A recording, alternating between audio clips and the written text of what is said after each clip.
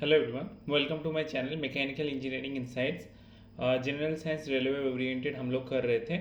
उसका आज हुआ क्लास नंबर 31 एंड आज की क्लास में हम डिस्कस करेंगे फिजिक्स के ऊपर। एंड फिजिक्स के कुछ ही चैप्टर्स बाकी है, जिसमें से एक चैप्टर जो कि है prism and human I. Light के जो सेक्शन हम लोग कर रहे थे ना, जिसमें reflection of light and refraction of light है, उसके एक एक्सटेंशन पार्ट जो हम लोग का रह गया था वो है प्रिज्म एंड ह्यूमन आई। तो ये वाला सेक्शन हम करेंगे और पूरा लाइट ख़त्म हो जाएगा, ठीक है। और उसके बाद सिलेबस जब देखेंगे तो 2 ही चैप्टर बाकी होगा, तो उसको ख़त्म करके पूरा फिजिक्स को ख़त्म करेंगे, ठीक है। तो आज के लेक्चर होगा प्रिज्म एंड ह्यूमन आई के ऊपर।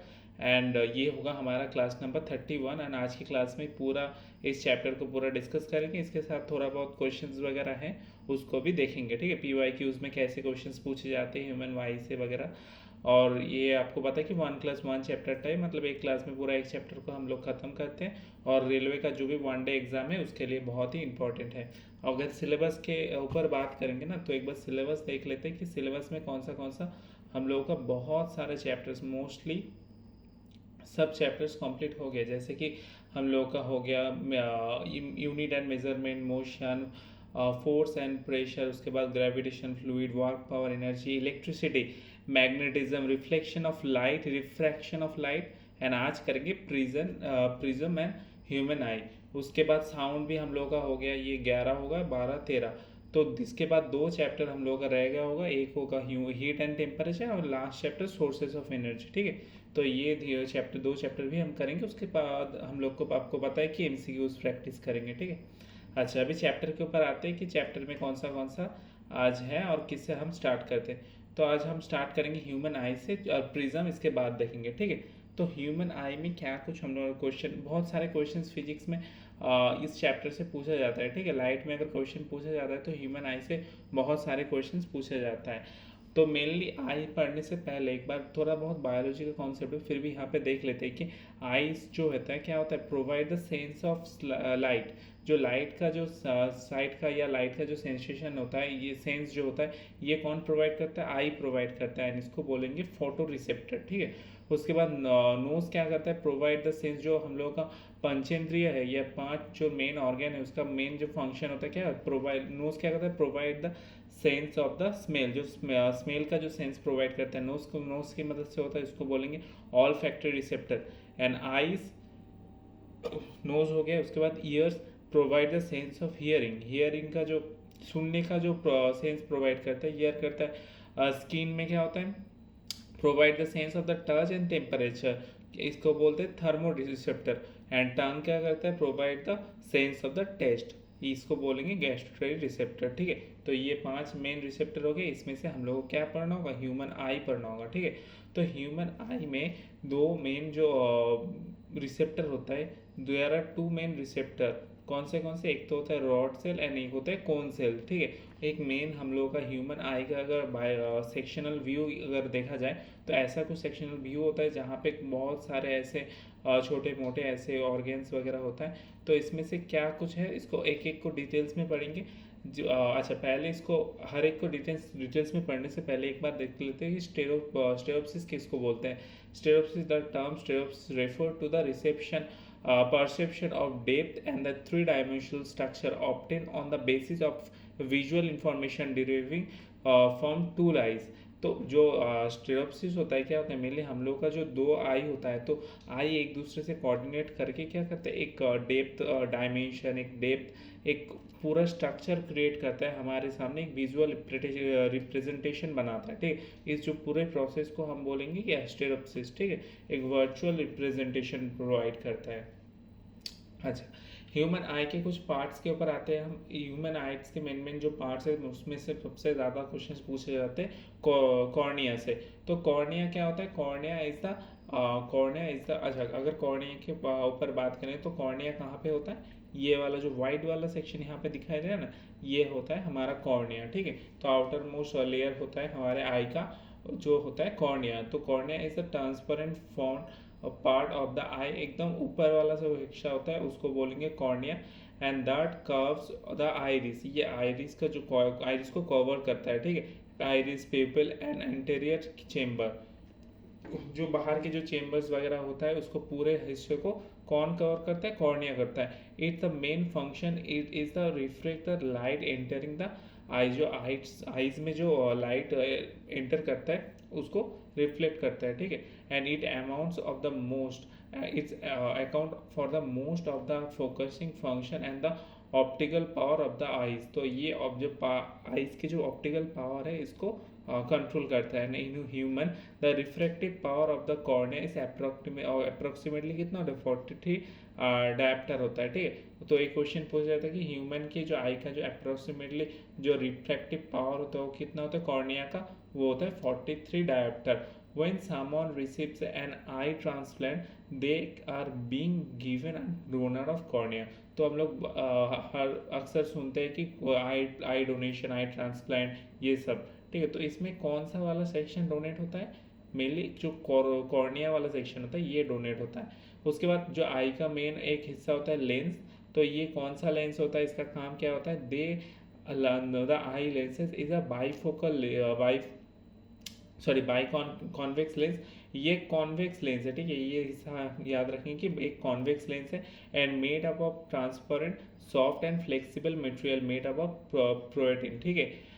Human I lenses form real and inverted image. जो ह्यूमन आई होता है, जो लेंस होता है, ये लेंस क्या कैसे इमेज बनाता है, एक तो रियल इमेज होगा हमेशा और एक होता है इन्वर्टेड, ठीक है। इन्वर्टेड मतलब उल्टा इमेज बनाता है।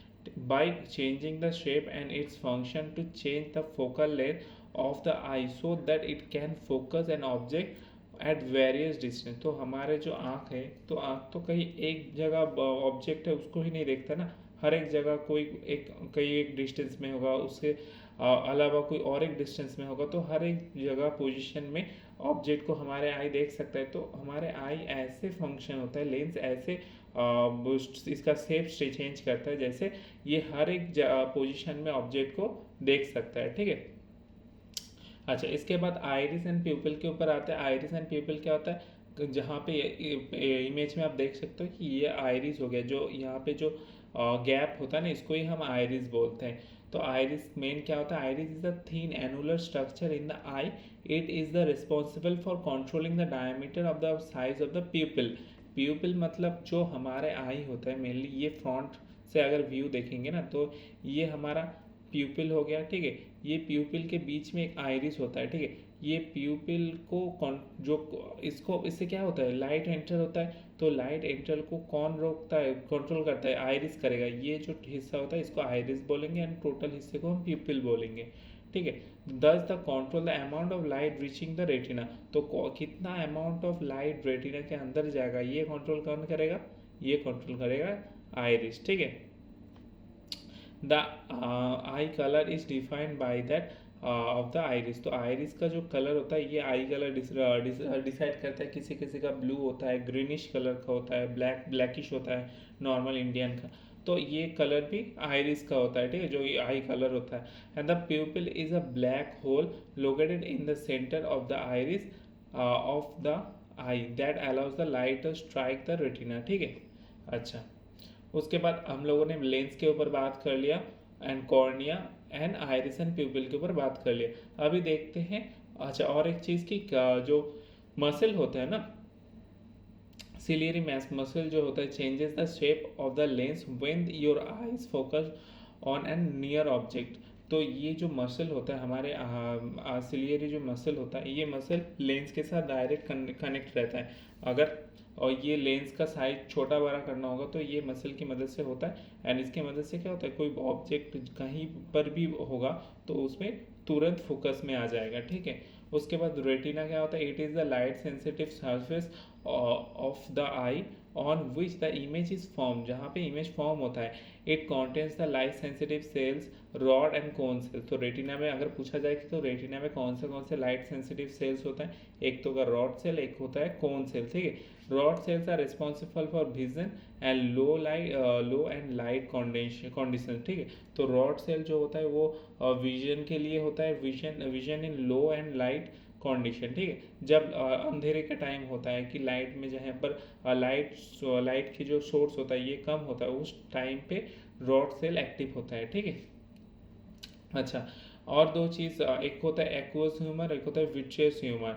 दो फ्लूइड सब्सटेंस जहाँ पे एक एक्वस ह्यूमर बोलते हैं और एक होता है विट्रियस ह्यूमर। कहाँ पे देखने को मिलता है एक्वस ह्यूमर? मेनली जो लेंस होता है ये, और ये होता है रेटिना, तो इन दोनों के बीच में विट्रियस ह्यूमर देखने को मिलता है। एंड एक्वस ह्यूमर कहाँ पे? एक्वस ह्यूमर ये लेंस के आगे वाला जो सेक्शन होता है, लेंस एंड कॉर्निया के बीच में जो स्पेस होता है, इसमें एक्वस ह्यूमर देखने को मिलता है। तो ये क्या होता है? The aqueous humour is the fluid, mainly fluid होता है, which is between the cornea and the lens that helps the eye function properly। ये क्या फंक्शन करता है? कि अगर हमारे जो ह्यूमन आई से प्रॉपरली फंक्शन करे हर एक कंडीशन में, तो इसको कौन देखता है? एक्वस ह्यूमर देखता है ना। एक्वस ह्यूमर इस टाइप ऑफ फ्लूइड सब्सटेंस कहाँ पे रहता है? Aqueous humour. तो इसको याद रखेंगे, एक्वस मतलब ए से हम याद रखें ये पहले होगा, पहले कहाँ पे? कॉर्निया एंड लेंस के पहले। एंड विट्रियस ह्यूमर मतलब, विट्रियस मतलब बाद में आएगा, बाद में कहाँ पर रहेगा? ये लेंस एंड रेटिना, इन दोनों के बीच में जो फ्लूइड सब्सटेंस होता है इसको बोलेंगे क्या? Vitreous humour. और इसका काम क्या होता है? इसका कंधा retina that keeps the eye wet, और ये जो रेटिना होता है इसको वेट, पूरा आई को वेट रखता है, ठीक है, ड्राई नहीं होने देता है। अच्छा, कुछ डिफेक्ट्स वगैरह देख लेते हैं। अगर हमारे आई तो ऐसे नॉर्मल कंडीशन में तो होता है ना, ठीक है, लेकिन इसका भी कोई डिफेक्शन वगैरह, कुछ इरेगुलरिटीज़ वगैरह आ जाता है, तो इस कुछ कॉमन टर्म्स है जिसके मदद से हम इसको जानते हैं, ठीक है। There are mainly 3 common refractive अच्छा, इस टाइप ऑफ डिफेक्ट जो होता है इसको बोलेंगे refractive defects of vision. This are, एक को बोलेंगे मायोपिया, जिसका और एक नाम होता है कि नियर साइटेडनेस, एंड एक होता है हाइपरमेट्रोपिया, जिसको नाम से हम जानते हैं फर साइटेडनेस, एंड एक होता है प्रेसबायोपिया। तो हर एक को अच्छे से देखते हैं कि किसको क्या बोलते हैं। मेनली मायोपिया, मायोपिया क्या होता है? मायोपिया, और जिसको हम बोलेंगे नियर साइटेडनेस, नियर साइटेडनेस और मायोपिया, इसमें क्या होता है? इसमें हमारे जो नॉर्मल ह्यूमन बॉडी होता है, ह्यूमन बींग होता है, वो सामने वाला जो भी ऑब्जेक्ट है हमारे आंखों के सामने, तो उसको तो अच्छे से देख सकते हैं, लेकिन जो हमारे आंखों से बहुत दूर है उस टाइप ऑफ ऑब्जेक्ट को अच्छे से नहीं देख पाता है। तो इस कंडीशन में क्या होता है? मेनली इस कंडीशन में लाइट, मान लीजिए बहुत दूर के कोई ऑब्जेक्ट है, ठीक है, इस ऑब्जेक्ट से लाइट आ रहा है, लाइट आके ये रेटिना होता है, रेटिना में हमारे जो लाइट्स है ये यहाँ पे पॉइंट आउट होता है, यहाँ पे इमेज बनता है, लेकिन ये जो फोकस पॉइंट है ये रेटिना में ना बन के थोड़ा आगे बन जाता है, ठीक है। तो इस कंडीशन में हम लोग दूर के कोई ऑब्जेक्ट को अच्छे से नहीं देख पाते, ठीक है। तो कॉजेज दिस डिफेक्ट्स में arises due to the excessive curvature of the eye lens. अगर आई लेंस की कर्वेचर एक्सेसिव, मान लीजिए इतना होना था, ठीक है, तो ये इतना तक हो गया, तो क्या हो जाएगा? पहले ही डाइवर्ज हो जाएगा। तो इससे पहले डाइवर्ज हो जाएगा, जो फोकस पॉइंट है ये पहले आ जाएगा, कॉर्निया जो रेटिना है, रेटिना से पहले आ जाएगा। तो इस टाइप ऑफ डिफेक्ट को हम मायोपिया बोलते हैं। तो मेनली इसको याद रखेंगे, मायोपिया को कौन से कंडीशन को मायोपिया बोलते हैं? जहाँ पे हम लोग सामने वाले ऑब्जेक्ट को देख सकते हैं अच्छे से, लेकिन दूर वाले ऑब्जेक्ट को अच्छे से नहीं देख पाते। इस कंडीशन को बोलेंगे मायोपिया या नियर साइटेडनेस, ठीक है। और एक कंडीशन होता है जिसको हम हाइपरमेट्रोपिया बोलेंगे। ये मायोपिया के ठीक उल्टा होता है, जहाँ पे सामने वाले ऑब्जेक्ट को तो हम नहीं देख सकते अच्छे से, लेकिन दूर के ऑब्जेक्ट को अच्छे से देख सकते हैं, ठीक है।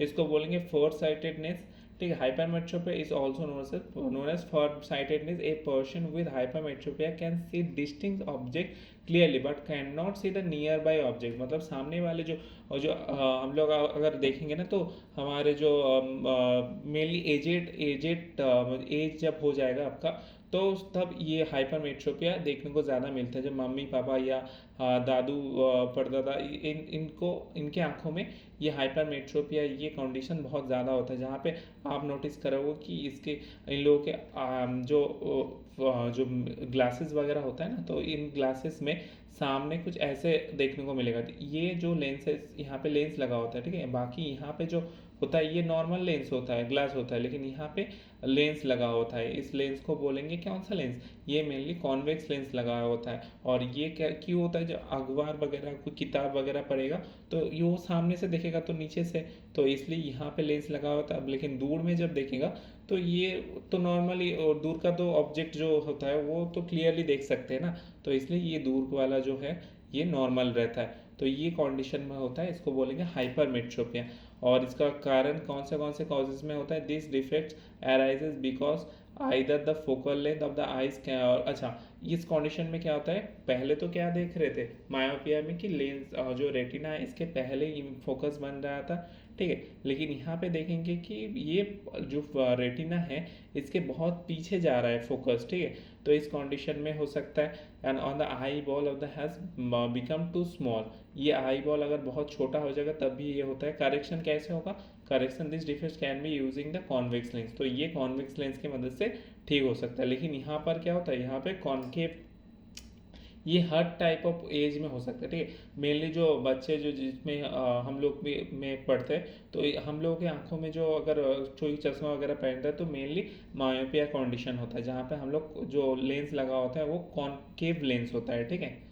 अच्छा, एक और कंडीशन रहेगा जिसको बोलेंगे प्रेसबायोपिया। प्रेसबायोपिया कहाँ क्या होता है, presbyopia is the power of accommodation of the I usually decrease with the ageing, ठीक है, जब उम्र बढ़ता है उसके साथ साथ जो आइस का जो पावर होता है वो घटते जाता है, ठीक है। दे find it difficult to see nearby object comfortably and distinct without correction eye glasses, ठीक है, this defect is called presbyopia. तो प्रेसबायोपिया एक ऐसे कंडीशन होता है जहाँ पे जो उम्र धीरे धीरे बढ़ जाता है ना, तो जो सामने वाला जो कुछ अखबार मान लीजिए, कोई किताब मान लीजिए, या सामने कुछ भी हो वो अच्छे से नहीं दिखाई देता है। सेम सिमिलरली जो दूर दूर वाला कोई भी ऑब्जेक्ट हो उसको भी अच्छे से नहीं दे, तो ये दो कंडीशन अगर एक साथ हो गया ना, इस कंडीशन को हम बोलेंगे प्रेसबायोपिया, ठीक है। तो कॉजेज क्या होता है, it arises due to the gradual weakening of the जो मसल होता है ना, जो मसल, कौन सा मसल हम बात करें, मान लीजिए ये मसल है, ये लेंस है और यहाँ पे मसल है,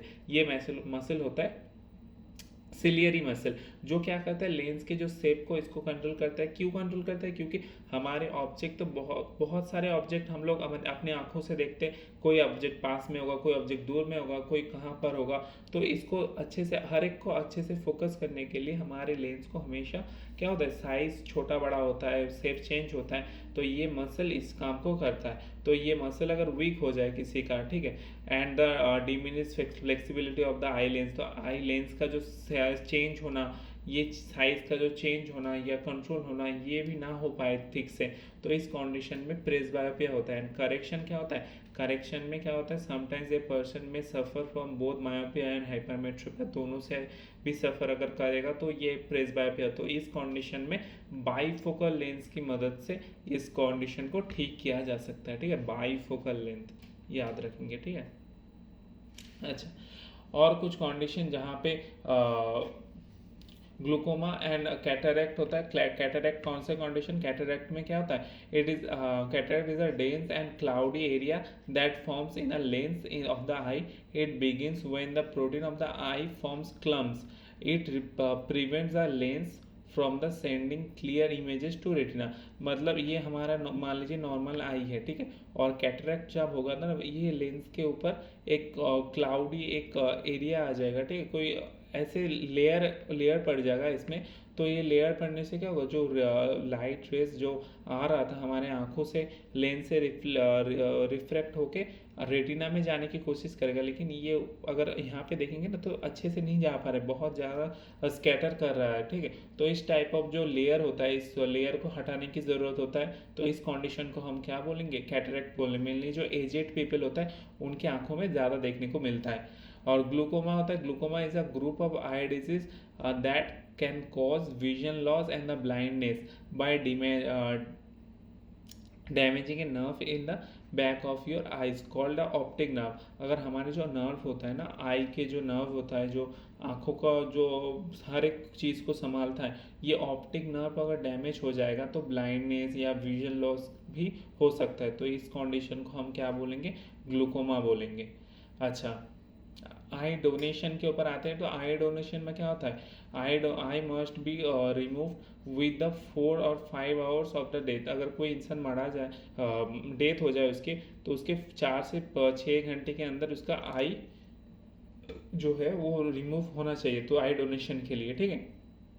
inform the nearest I bank immediately. कौन से पेशेंट जो होते हैं आई डोनेट कर सकते हैं, ऐसे कोई भी एज के, कोई भी सेक्स के कोई भी इंसान होगा तो ये आई डोनेट कर सकता है, ठीक है। हु यूजेस पे जो आप मान लीजिए आप चश्मा पहनते हो, ठीक है, आप भी कर सकते हो, कोई ना पहनता हो तो भी कर सकता है, किसी का कैटरैक्ट है, कोई ऑपरेशन हो गया होगा, तो वो सब अपनी आई डोनेशन कर सकता है, ठीक है। Can still donate their eyes people who are diabetic, have hypertension, asthma patient, and this without जो कम्युनिकेबल डिजीज है, ठीक है, वो भी कर सकता है, ठीक है।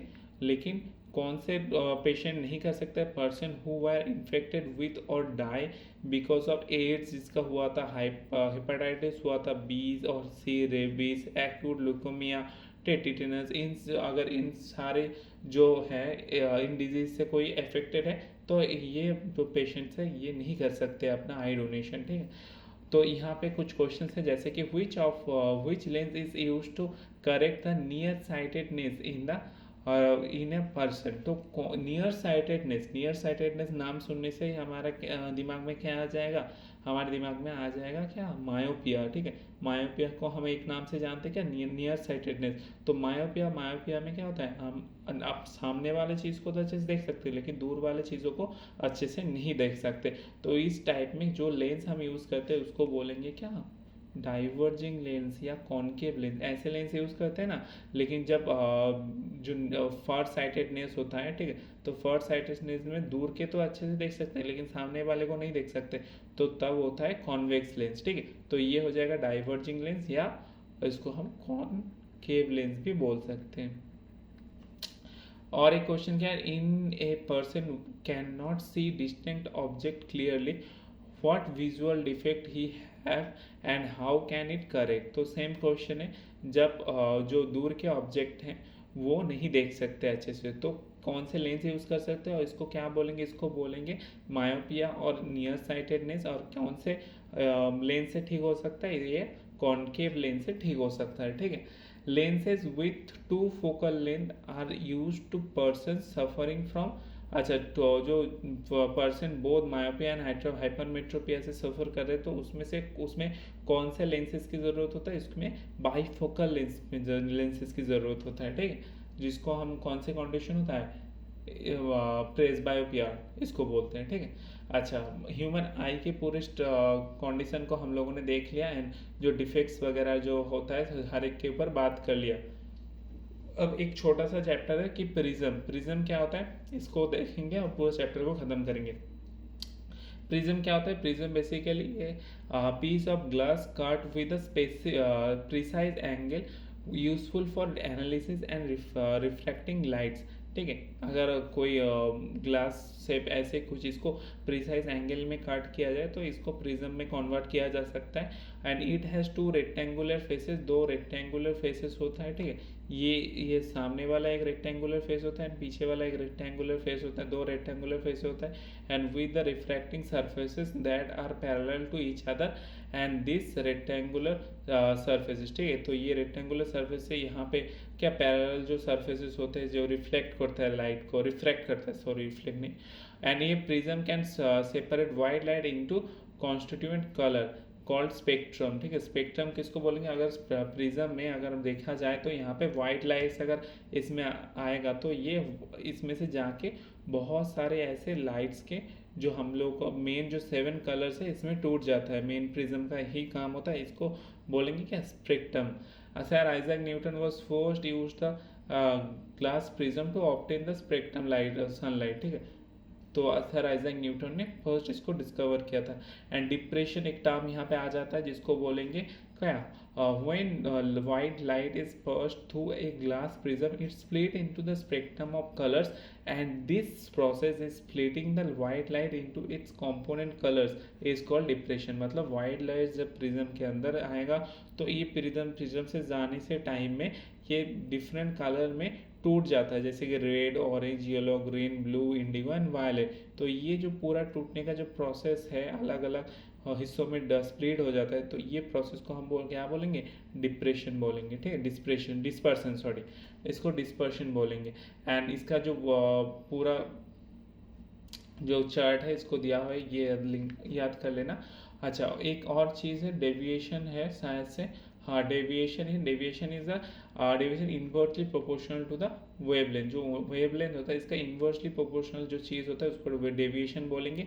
एंड ये कुछ कंडीशन होता है जहाँ पे वाइट लाइट प्रिज्म के अंदर से जाता है, एंड ये अंदर से जाने के बाद ये बहुत सारे ऐसे कलर्स में डिवाइड होता है, स्प्लिट होता है, ठीक है। इस कंडीशन को क्या बोल रहे थे, डिस्पर्शन बोल रहे थे, ठीक है। और ये कंडीशन होता है जहाँ पे कुछ एंगल वगैरह होता है, ये देखने की ज़रूरत नहीं है उतना, ठीक है। ये 11th-12th में हम लोग देखते तो ये इसमें से क्वेश्चंस नहीं आते।